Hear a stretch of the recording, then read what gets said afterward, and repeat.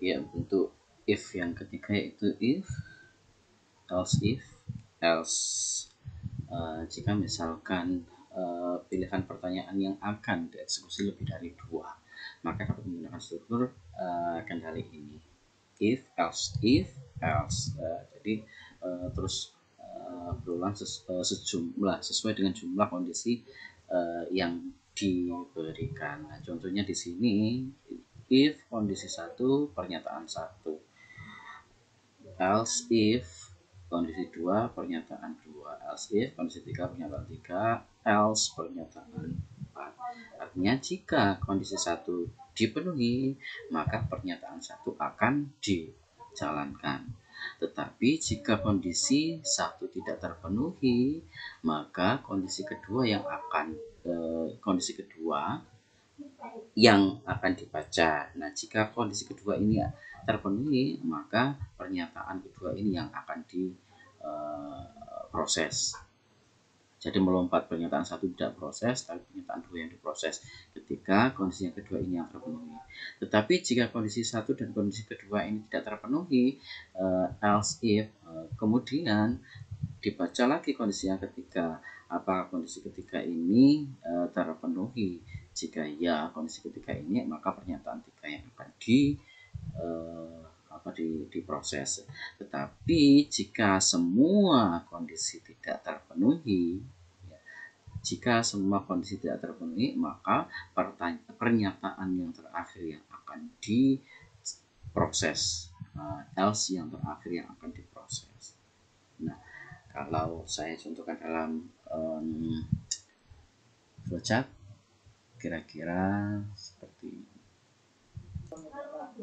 Nah, misalnya saya mencontohkan kondisi buah. Misalnya buah, saya punya 4 buah, buah jeruk, buah anggur, buah apel, dan juga buah semangka misalnya. Yes.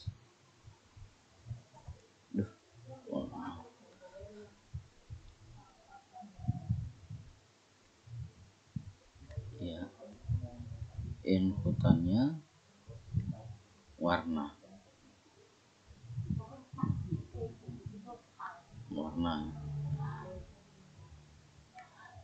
Jika warnanya hijau misalnya, apakah warnanya hijau? Jika ya, maka buah apel misalnya.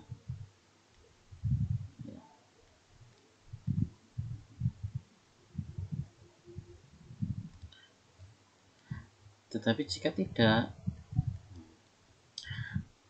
apakah warnanya oranye?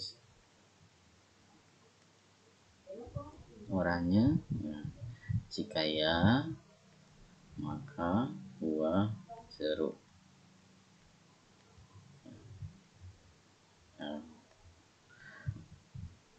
Tapi jika tidak lagi, warnanya misalnya tadi kuning,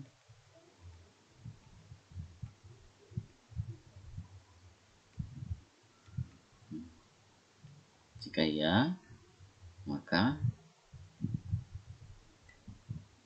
pisang. Kemudian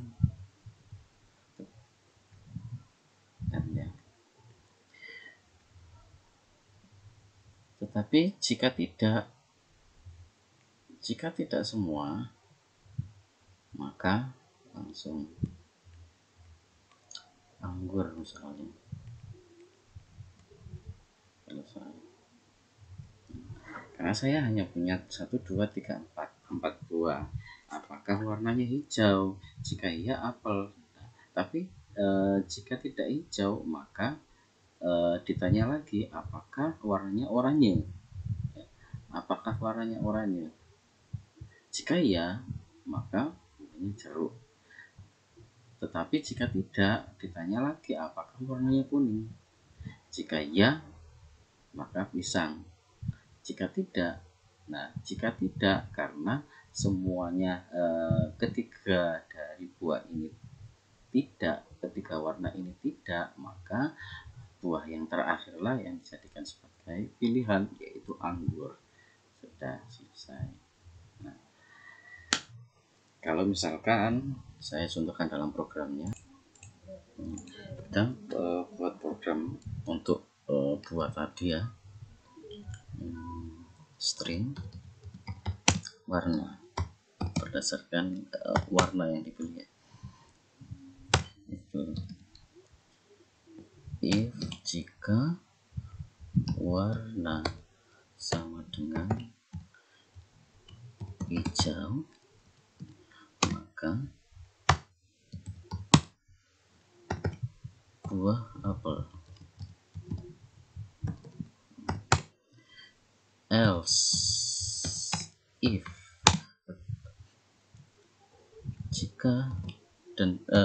jika warna sama dengan oranye,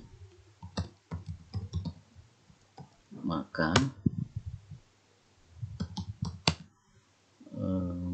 jeruk.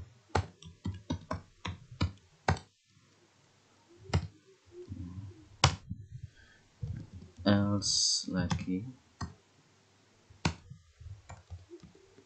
else if warna sama dengan hijau, oranye, merah,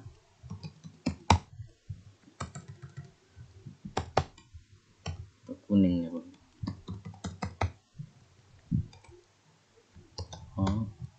Pisang. 1, 2, 3 langsung else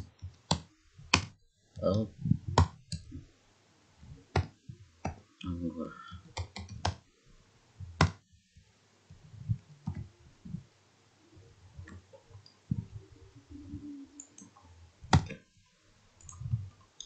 Ini ya,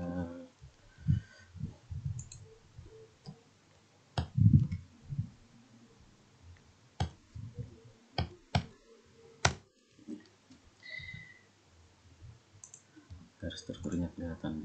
If warna hijau, jika warnanya hijau, maka akan ditampilkan keterangannya adalah apel. Tetapi jika tidak hijau, ditanya lagi apakah warnanya orange. Jika iya, maka ditampilkan keterangan jeruk. Tetapi jika tidak lagi, bukan orange, maka ditanya lagi apakah warnanya kuning. Jika iya, maka ditampilkan pisang. Tetapi yang pertanyaan yang terakhir ini jika tidak terpenuhi, bukan kuning lagi, maka secara otomatis akan ditampilkan informasinya adalah anggur. Nah, sama dengan misalnya putih. Nah, putih tidak ada dalam pilihan. Tidak ada dalam pilihan antara hijau, oranye, kuning. Maka putih akan menampilkan atau secara otomatis yang dipilih adalah pilihan terakhir, yaitu anggur. Jadi yang pertanyaan 3 ini akan dilompati untuk menampilkan secara langsung di baris yang terakhir. Sama dengan ya.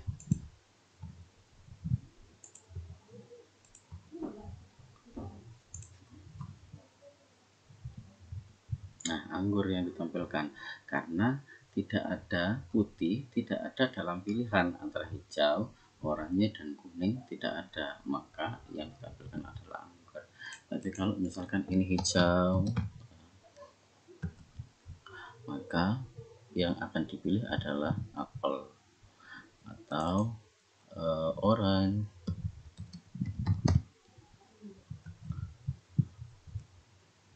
maka yang tampilkan anggur, kuning,